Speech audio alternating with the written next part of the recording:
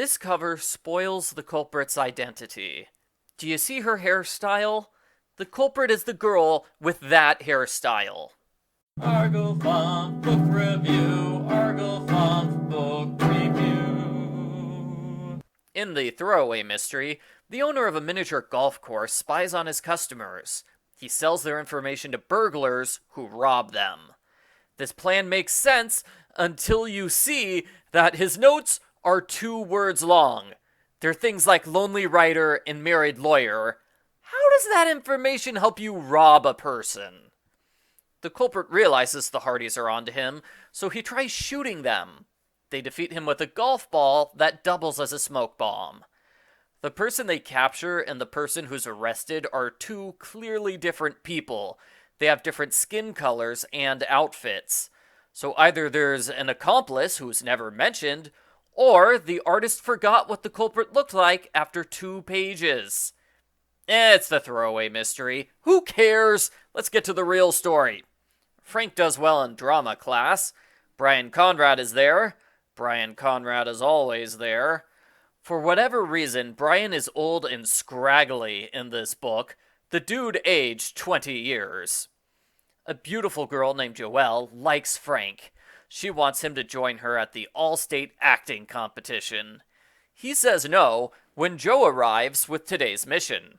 Someone keeps trying to kill acting students. Frank needs to go to the competition and protect Joelle. Joelle's so happy to see Frank, she gives him a long, passionate kiss.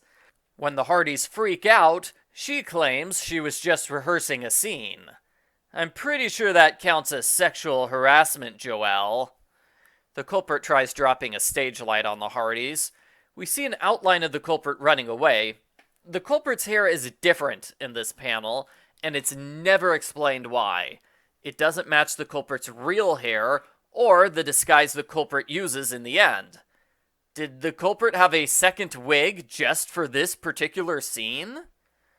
The Hardys stand in front of photorealistic drawings for a page, then they go on a bus to meet the suspects. Mrs. Mars is the teacher in charge. Zhao Luong is a Chinese student. Lumley is the comedy relief.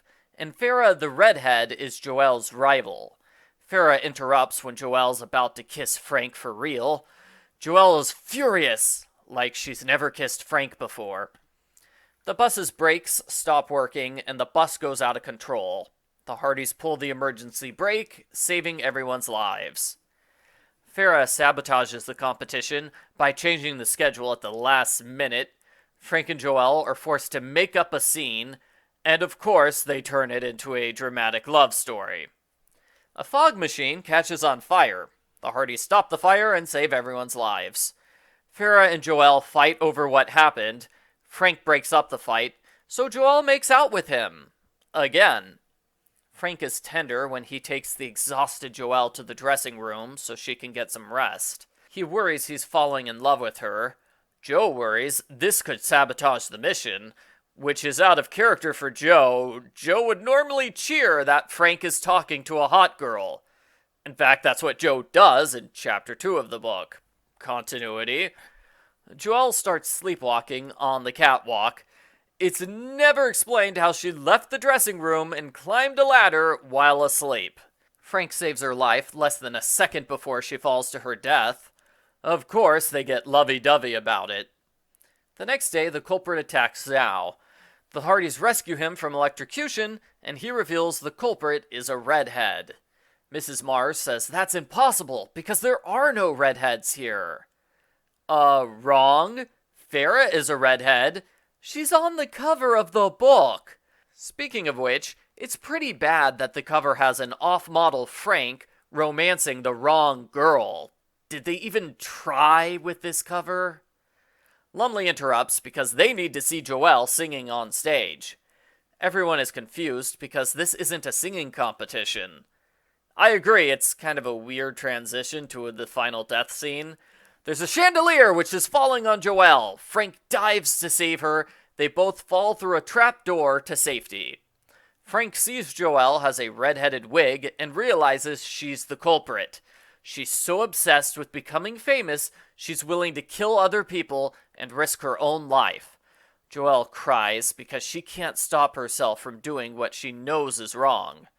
She gets shipped off to ATAC psychologists and will never be seen again. The end. Postbook follow-up. The ending was abrupt. I wanted an explanation for Joelle's crimes. How did she break the backstage fog machine when she was on stage? How did she tamper with the bus's brakes without anyone noticing? Was she really sleepwalking to death, or was that just pretending? Nothing is explained. As usual for the series, they were just mindless action scenes, no thought was put into them besides bow, boom, crash! Isn't it cool the Hardys are saving everyone's lives? I like the romance in this book, and it was dramatic for Frank's crush to be the culprit.